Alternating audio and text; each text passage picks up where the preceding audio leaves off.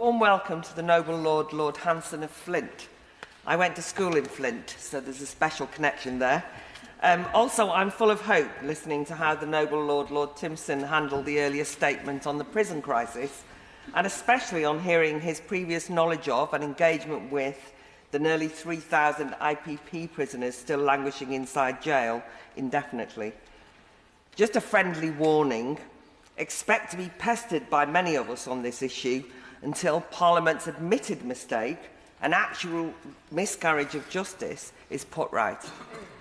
This focus on prisoners is pertinent while discussing criminal justice in the humble address, because as legislators, we should be suitably humble about nodding through laws that can potentially imprison ever greater numbers of our fellow citizens and turn erstwhile innocent people into criminals for activities which have to date been lawful.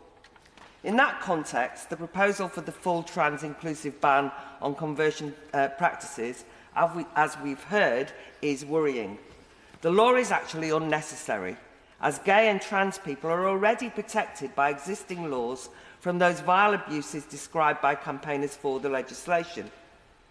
The dread is that instead we risk criminalising medical staff, teachers, therapists, religious support workers, even parents, even actually free speech, for helping gender-confusing young people and not simply affirming the disquieting and wrong-headed notion that they're born in the wrong body.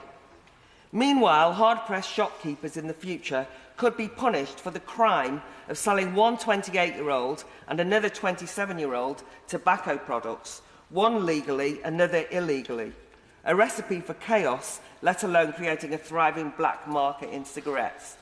As a non-affiliated peer, I look forward to lampooning this particularly daft law, pushed as a flagship piece of legislation by Rishi Sunak's Conservative government and now enthusiastically embraced by the new Labour government. Sometimes we should ask, are we creating new laws as a substitute for tackling deeper problems? In his introduction to the humble address, referring to the proposed crime and policing bill, the Prime Minister declares we will take back control of our streets. Good, but how? To quote him, by giving the police new powers.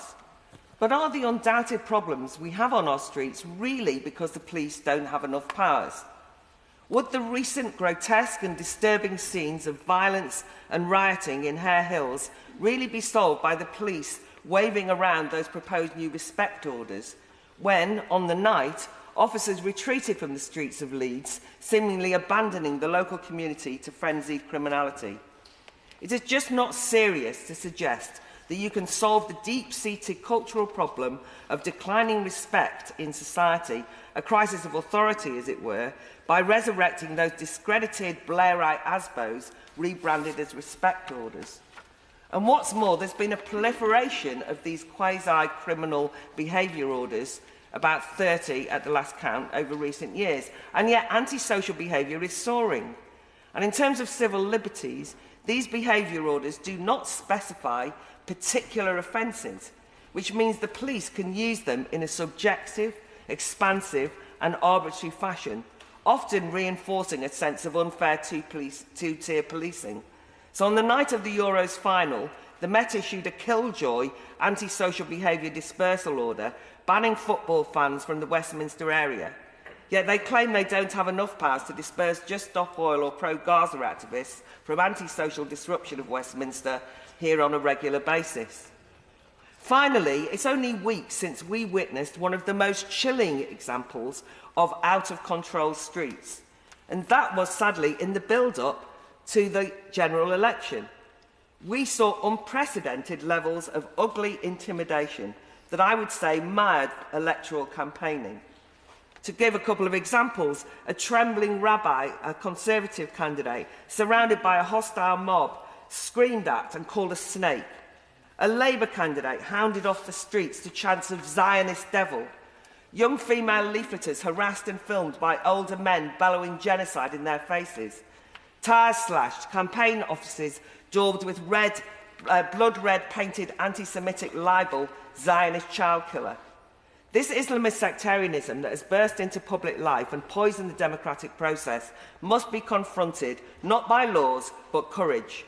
Those who try and silence concerns with the accusation of Islamophobia ignore that many Muslims were themselves threatened with Allah's wrath if they voted for Labour's infidels. And we cannot allow this menacing trend to be swept under the carpet. So it was gratifying to hear the noble Lord Goodman's maiden speech addressing extremism, and also to hear the Secretary of State, Shabana Mahmood, defiantly declare British politics must wake up to what happened in this election. Well, hear, hear. Taking back control of our streets means more of this honest, plain speaking and political leadership, and rather less mealy-mouthed platitudes and performative lawmaking.